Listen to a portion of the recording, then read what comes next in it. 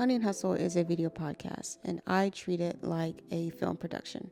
And in any film production, there are 4 parts: pre-production, production, post-production, and marketing and delivery.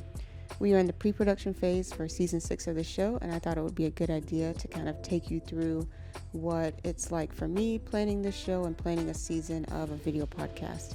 I think that sometimes we look at some of the bigger podcasts that are interview-based shows and we think that they just happen when someone reaches out and says, hey, I want to be a guest, or I want to have you as a guest, and then they have an incredible interview and then it goes viral, and that's just not how that goes.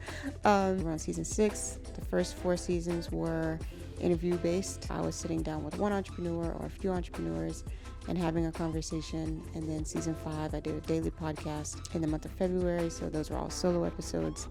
And for season 6, I don't want to do either of those formats. I want to bring some new formats to the show. I want to get back to making it video focused again. The season 5 solo episodes were pretty much all audio. So I wanted to get back to doing some different formats and really expand on the video podcast format, like really expand on what the medium can be and be intentional and expressive and creative in telling the stories of North Carolina's entrepreneurs. So one format that we want to bring to the show is a day in the life series. We want to showcase how creators are structuring their days to, one, yes, be successful and run a business, but also to be creative, to get in a flow state, to create the life that they want. Like, what does that look like for a designer? What does that look like for a writer? So doing some more intimate vignettes of some incredible creators here in North Carolina. I think that's going to be super fun for people to see, and going to be a beautiful change of pace to two people just talking. So I think that's going to be really cool. It's going to be more doc style. Hopefully going to have some crew and just make that really fun. The second format is going to be, the name is Influx, but I think the name right now is going to be Carolina Actually. We're going to be looking at some small business ecosystems, and we're going to be looking at some commercial retail spaces for local business owners. Previously, a lot of the guests on the show have been from Durham, Raleigh, Chapel Hill, Greensboro, Charlotte, Asheville, Wilmington. A lot of the usual suspects that you would probably recognize even if you're not from North Carolina. And I think that there's an opportunity to go smaller and look at some of the smaller cities here in North Carolina and see how those small businesses have thrived, how they engage with each other, how they support each other, and how they work together to create the unique culture of the city. I think that small businesses are the backbone of our economy, and that we could be more creative as a show in showcasing some of those stories. And a lot of times what I think that means is going to the business owners. Yes, we could record an interview virtually. We have done that. Or that's not out of the question, but I do think that the stories would be more impactful if I just went to them and just said, hey, let me hang out with you for a day. Let me ask you a couple questions. Let me just see how this works. Let me see how the cake is made, so to speak. And I think that's going to be really fun. Just in full transparency, a lot of local businesses are restaurants. They are food vendors, they are commercial retail spaces where maybe they're a boutique or a clothing store or something like that, something unique. And those are some of the hardest people to get as guests because they're just so busy. And so I said, you know what? Just because it's hard doesn't mean that we shouldn't do it. It just means that maybe we should change our approach. And I think that it's going to be really incredible to get outside of the triangle, get outside of some of these bigger cities and go to Little Washington, to go to Asheboro, North Carolina, to just go to some different places. Fayetteville has been high on the list for us. Really want to go to Fayetteville, North Carolina. So I'm really excited for those episodes and how they're going to come together on the show. When you start talking about travel and factoring in travel into a show's budget, and crew, I think we're at a point where I cannot continue self-funding this. And the sponsors that we do have mostly been inbound. So we're trying to think more strategically about how we can be a little more aggressive on the funding aspect of this show. And when I say we, I mean me. So I put together a pitch deck for this season. And one of the things that I wanted to do in the pitch deck was kind of lay out how many episodes minimum we thought we would have. So how many opportunities they would have to get in front of our audience.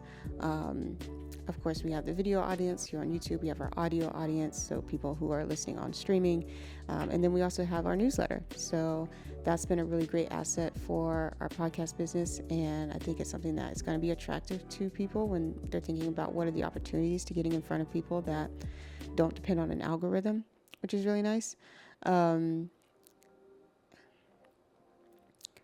We're also thinking about what is the packaging, what is the titling, because that is the name of the game here on YouTube. And the more time we can spend on thinking about how we want to package these stories, the better they're going to perform, I think.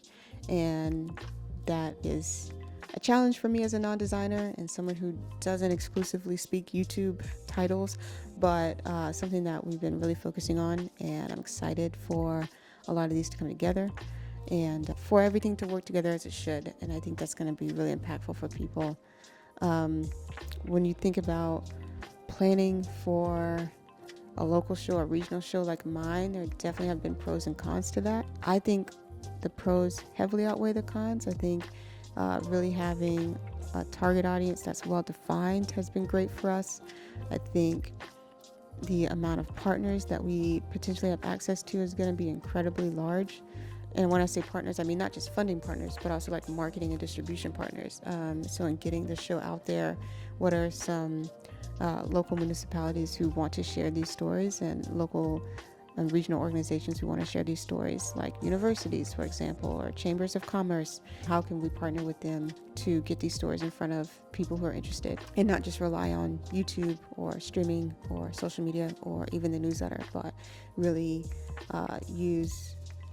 and really collaborate with people to increase our new audience discovery. I think some of the cons are just really in identifying who are the people who would care about a North Carolina specific audience, and not really even just North Carolina, but Virginia, South Carolina. Who are the people that would care about an audience that is kind of located in this region, and how can we best serve their needs of getting in front of people? We don't want to simply become part of a sales funnel, but we do know that if people are spending money with us, that they're expecting some type of conversion. So what is the conversion that matters to them, and how can we do our best to help them achieve that goal through our show? And a lot of that is just getting as specific as we can about messaging and story market fit, so that the new people that we bring in and the core audience that we already have are really interested in the brands and organizations and companies that we're putting in front of them as sponsors and brand partners. So that's something that we're focusing on. Check back in like 6 months to see how we did on that, but that is the goal right now, and we're super excited to see how that goes.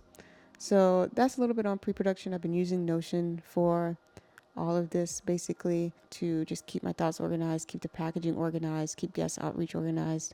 And the Notion calendar has been nice to visualize, when are we planning for production? When are we planning to release episodes? And how does that line up and keep us on track for pre-production and finishing that up fairly soon?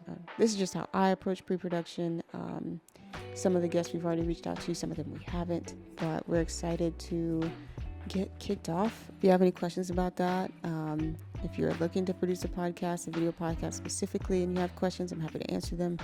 And if you would like to follow this journey, I don't know if I'll be posting every week about this, but if you want to follow along on the newsletter, please hustle responsibly. I'll be sharing a lot of the process in there as well, and would love to have you join us in that community of, right now as it stands as I'm recording this, over 1,200 members. So super excited for what we're building here, and can't wait to have you along for the ride.